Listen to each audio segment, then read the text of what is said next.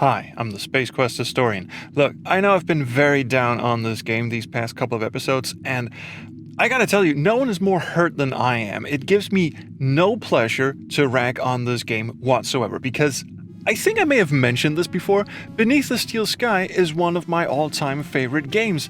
I've wanted a sequel to that game for so long, or just even a proper remaster, and no, the iOS version wasn't it. I mean like a proper redress where all the old backgrounds have been rescanned in higher resolution, and the music's been restored to Dave Cummins' original instead of this bastardized ad-lib MIDI version we got in the original game, and, where the speech has been redigitized from that master DAT that was recovered some years ago, but no one seems to have bothered going through yet. I wanted this to be good. I wanted this to work. I really wanted this.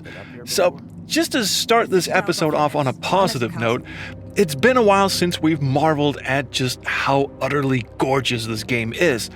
For everything that I've bitched about so far, one thing you cannot take away from this is its presentation. It looks absolutely amazing. So despite everything I have said and everything I'm about to say, they did do a fantastic job on the look of the game. Right, let's get on with it. What are we doing up here? No, really, why are we up in the air? Did we forget the irony of the original game? Up is bad, down is good. The upper floors are all the polluted factory floors, and the bottom floors are where all the rich assholes live.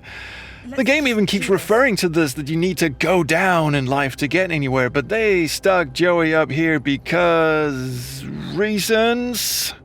I guess putting a second climax in a dingy basement would have been too on the nose. Anyway, Orana here is all gung-ho and ready to go. She still hasn't revealed any interesting facts about herself or her backstory, so I was half expecting her to suddenly double-cross us and try to shove us off the building or something. Luckily, the game isn't that predictable or that desperate for a final twist. Now, we're actually precious short on twists and surprises for the end here. The council shows up, apparently Father Christmas is interning this year, and then they all glitch out to reveal, well, I guess they were holograms or something. Anyway, here's Rubber Joey. He's lost every ounce of personality and wit he used to have, and the game has already spoiled that he's the main antagonist, so there's no surprise to be had here. Foster also seems to have forgotten what happened at the end of the first game. The chair? Yes, Foster, this chair. Do I look all right? Help! So, Joey sics two of his dog robots and a pair of androids at us. Where did he get the dog robots? Why does he have an android police? Nope, no time to ask sensible questions. We've got another hacking puzzle on our hands, and this one's on a timer! Go fuck yourselves.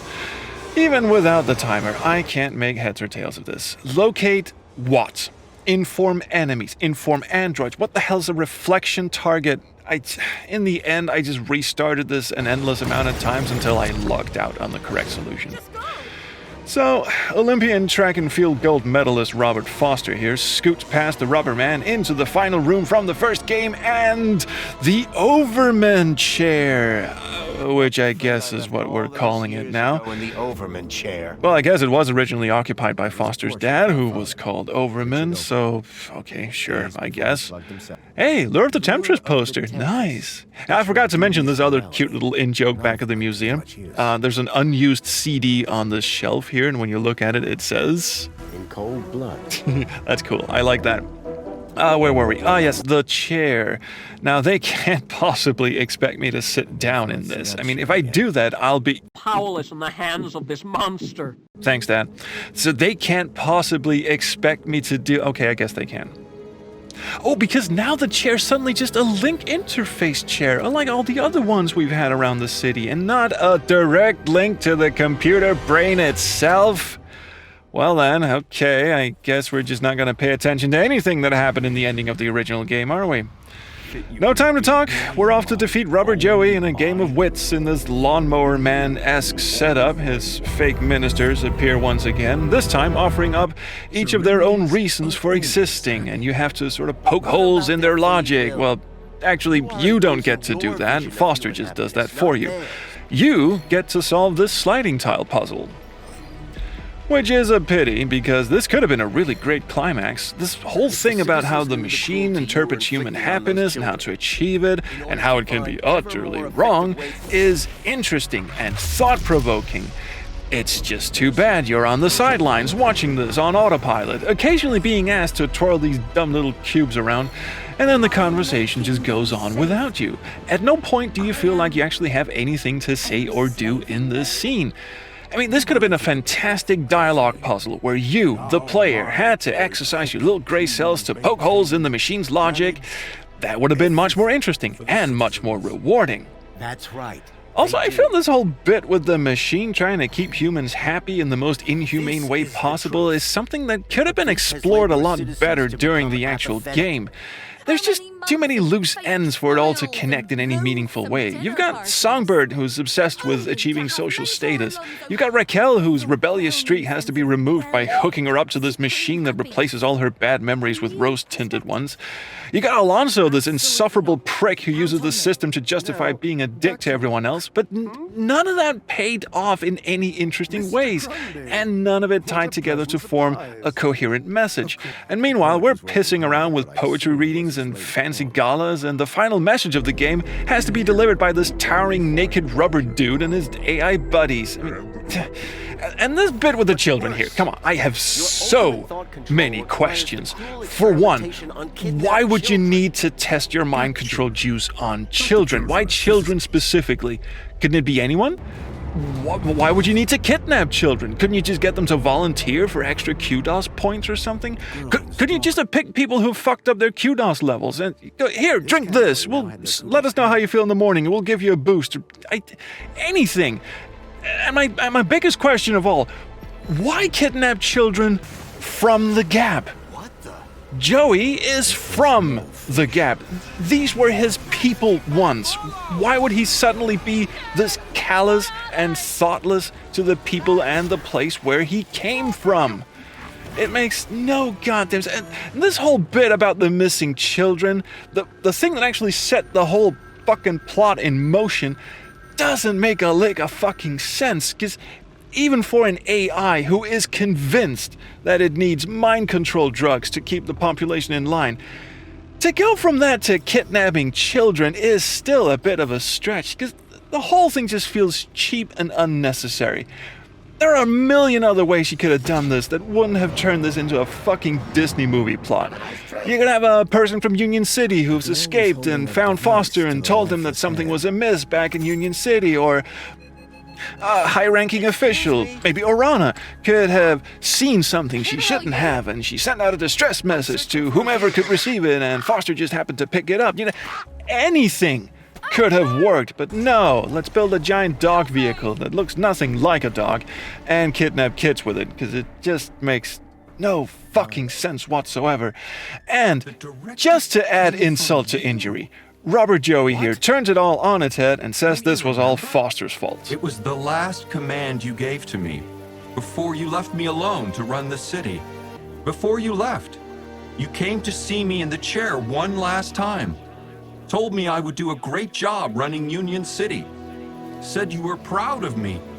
And I asked you, Foster, how do I know if I'm doing the right thing?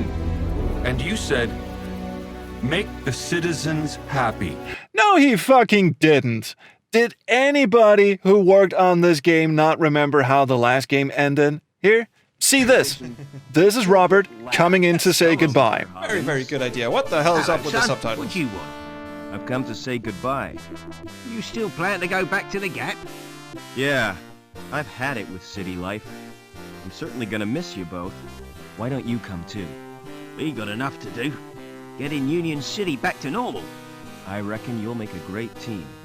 Will you come back to visit us, sir? Maybe. I'm not sure I about also that, like how they Joey. just put a desk I'll be chair thinking of you. up against the Oh, by the secret way, Mr. entrance that he Hobbins, swung through. Here's your wrench. Thanks, son. I'll need that if Joey gives me any trouble. Goodbye, friends. And thanks.